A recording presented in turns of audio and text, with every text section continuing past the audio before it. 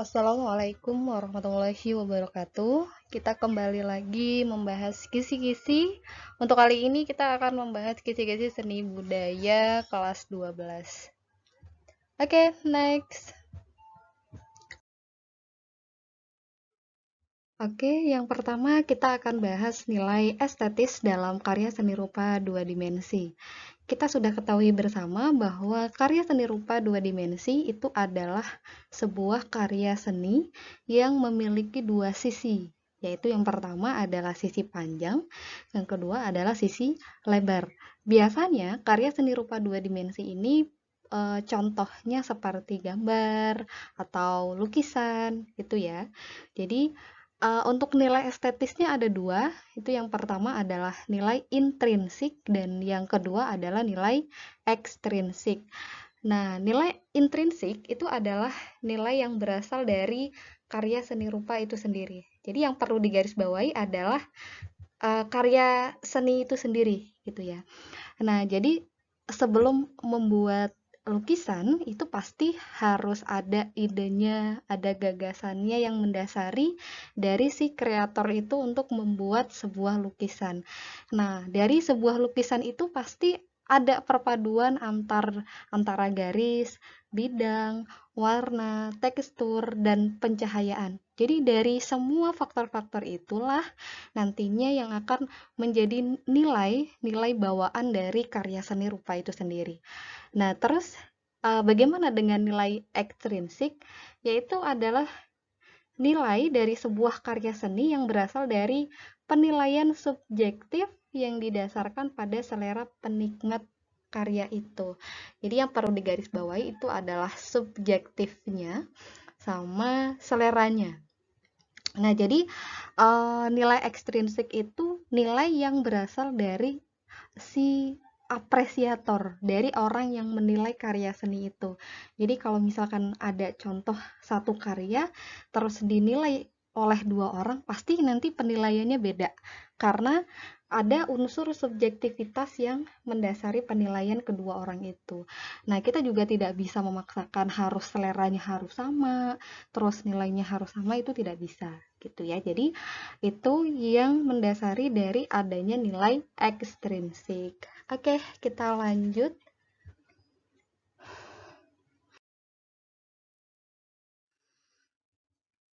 Oke, dua aktivitas dalam karya seni itu yang pertama adalah aktivitas kreatif dan yang kedua adalah aktivitas apresiatif. Nah, aktivitas kreatif itu adalah proses penciptaan sebuah karya seni rupa meliputi proses adanya pengalaman, ide, gagasan, sehingga nanti diciptakan sampai ke hasil. Nah, ini biasanya dicipta oleh yang namanya kreator. Jadi, apa yang harus kita bawahi itu adalah yang pertama di sini, pengalaman, ide, gagasan, ya kan?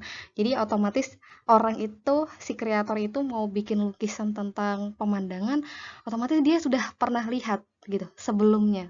Pemandangan tuh seperti apa sih contohnya gitu.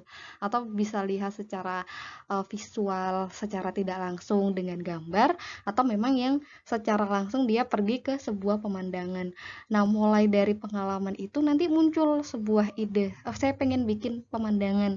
Tapi nanti ada unsur inovatifnya di sana atau ada beberapa gambar yang dikreasikan sehingga diciptakan sebuah lukisan atau sebuah gambar sehingga nanti akan menghasilkan sebuah gambar yang bagus. Nah, itu orang yang penggambar atau orang yang melukis biasanya kita sebut pelukis, tapi di sini disebut sebagai kreator gitu ya. Yang kedua itu adalah aktivitas apresiatif. Itu adalah aktivitas atau proses dari penghayatan, pengamatan, penghargaan sampai pada akhirnya ke penilaian hasil karya. Nah, itu dilakukan oleh apresiator. Ini berasal dari kata appreciate ya atau apresiasi, itu proses penilaian. Nah, orang yang menilai itu namanya apresiator. Kenapa yang pertama penghayatan? Karena pasti dilihat dulu ya, terus habis itu dihayati, nah terus diamati, baru mulai dari situ, dari penghayatan dan pengamatan tadi pasti nanti muncul penghargaan. dan penilaian tadi. Gitu ya. Oke, next.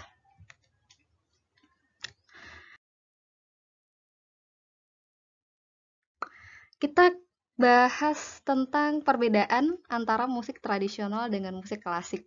Nah, jadi pasti harus ada pembeda atau indikator yang mendasari kenapa mereka berdua ini beda, gitu ya. Nah, pembedanya ada 5. 1 bahasa, 2 alat musik, 3 tujuan, 4 tempo, dan yang kelima adalah fungsi. Kalau untuk musik tradisional pasti nanti dia bahasanya pakai bahasa daerah.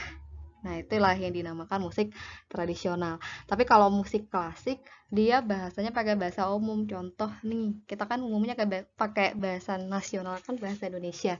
Jadi biasanya musik klasik juga bahasanya adalah bahasa Indonesia. Tapi kalau misalkan mau dipakai bahasa pribadi, bahasa sehari-hari, itu juga boleh. Nah, untuk alat musiknya, biasanya kalau alat musik yang tradisional itu berasal dari daerah itu sendiri. Itu ya. Contohnya seperti kecapi, rebana, gamelan. Nah, kalau alat musik yang lebih modern atau itu umum klasik itu seperti piano, keyboard, gitar, drum, dan lainnya.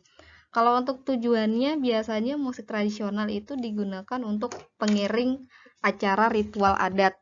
Tapi kalau musik klasik biasanya digunakan untuk mencari keuntungan. Contoh, misalkan udah dibuat sebuah lagu, nah nanti dibuatin kaset, nah dari kaset dijual, uangnya untuk keuntungan pribadi.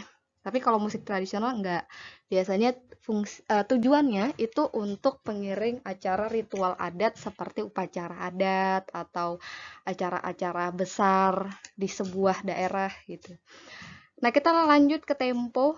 Tempo musik tradisional biasanya memiliki tempo yang cenderung lambat karena dia alat musiknya kan juga masih tradisional. Jadi kalau misalkan mau pakai ritme atau tempo yang cepat, itu masih kurang kurang bisa gitu ya.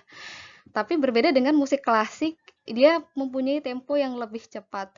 Kayak piano, keyboard, gitar itu kan bisa bisa dimainin secara mellow juga bisa, secara cepat, ritme cepat juga bisa. Kalau untuk fungsi, fungsi musik tradisional itu digunakan sebagai media berekspresi masyarakat daerah. Yaitu tadi, fungsi sama tujuan sebenarnya nggak jauh beda ya. Itu. Terus kalau untuk fungsi musik modern atau klasik itu difungsikan sebagai sarana aktualisasi diri individu atau kelompok. Aktualisasi itu biasanya berekspresi. Jadi kalau misalkan individu itu lagi pengen mengekspresikan kesedihannya, biasanya musik yang diciptakan itu juga mellow, sedih. Tapi kalau misalkan dia lagi fun, ya lagi seneng, biasanya musik-musiknya ritmenya juga happy gitu, have fun didengar sama orang lain gitu ya. Oke, kita akan lanjut. Oke, selanjutnya di sini ada 2 contoh musik yang digunakan sebagai media pendukung kegiatan upacara. Nah, yang pertama itu adalah musik angklung. Nah, ini biasanya digunakan sebagai upacara panen padi di Jawa Barat. Biasanya di masyarakat yang bersuku Sunda itu ada yang namanya upacara seren tahun. Seren itu adalah serah atau seseran, tahun itu berarti mananya tahun. Jadi upacara seren tahun itu bermakna sebagai serah terima dari tahun yang lalu ke tahun yang akan datang sebagai penggantinya.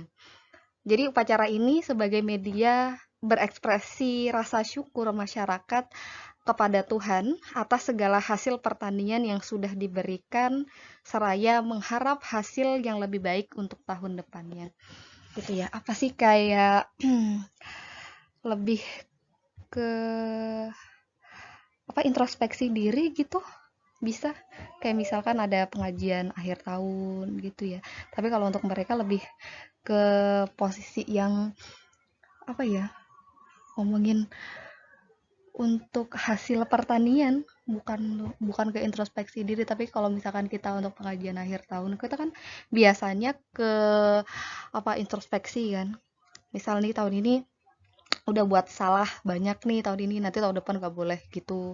Nah, itu ya di introspeksi diri gitu. Tapi kalau untuk yang upacara panen padi itu biasanya adalah ucapan rasa syukur sudah diberikan panen yang melimpah tahun ini. Kalaupun belum melimpah, tetap nanti bersyukur dengan apa yang hasil yang sudah didapatkan, seraya nanti punya harapan agar nanti tahun depannya hasilnya lebih baik gitu. Oke, lanjut ya.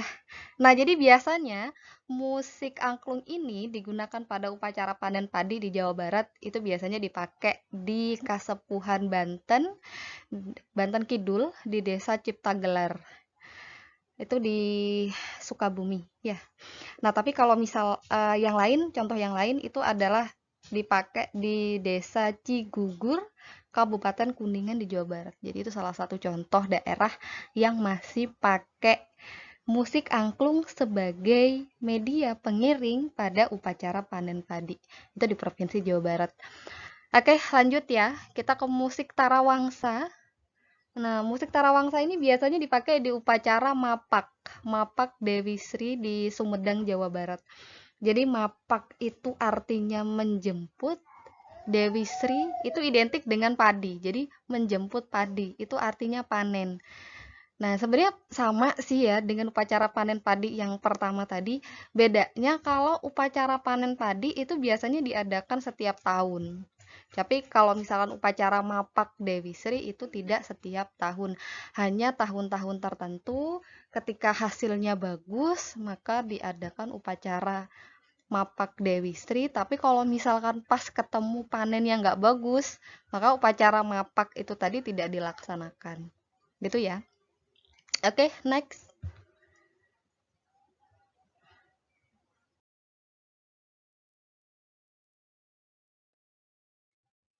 Oke, terakhir kita bahas tentang 3 fungsi dari alat musik. Yang pertama ada fungsi melodi, kedua fungsi harmoni, yang ketiga adalah fungsi ritme. Di sini kalian kan diminta untuk menjelaskan, jadi tidak hanya disebutkan, tapi juga harus dijelaskan. Baik, oke kita bahas satu-satu. Fungsi melodi itu adalah lantunan musik atau lagu adalah hasil dari susunan notasi atau nada yang dimainkan oleh alat musik menjadi sebuah melodi yang utama. Jadi otomatis dalam setiap lagu itu pasti ada musik utama, ada musik pengiring. Nah, itu ya, yang perlu digarisbawahi itu ada musik utama. Nah, ada musik pengiring. Pengiring itu penyelaras atau penyeimbang. Nanti di situ ada di fungsi harmoni. Jadi, yang membedakan antara fungsi melodi dengan harmoni, kalau fungsi melodi itu nada utama.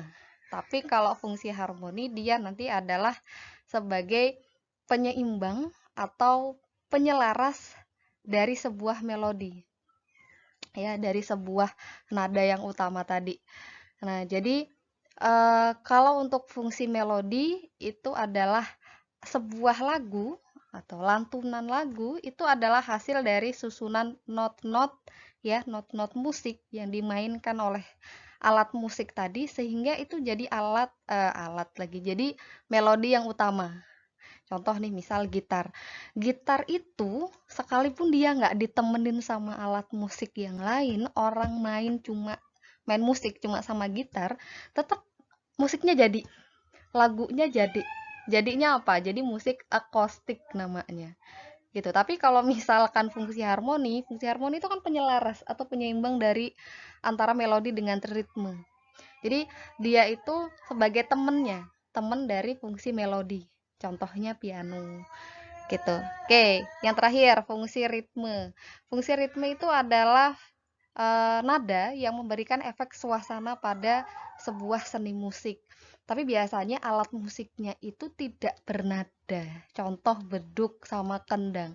Itu kalau beduk sama kendang, kalau dibikin not bisa nggak? Pasti nggak bisa. Kecuali kalau misalkan kita mau bikinin not piano atau not gitar. Nah, kunci gitar, kunci piano itu pasti bisa. Gitu ya.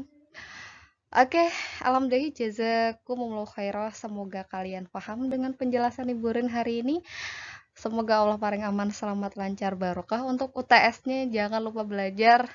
Jangan lupa diulang-ulang kembali videonya kalau misalkan kurang paham ya. Oke, Ibu akhiri wassalamualaikum warahmatullahi wabarakatuh.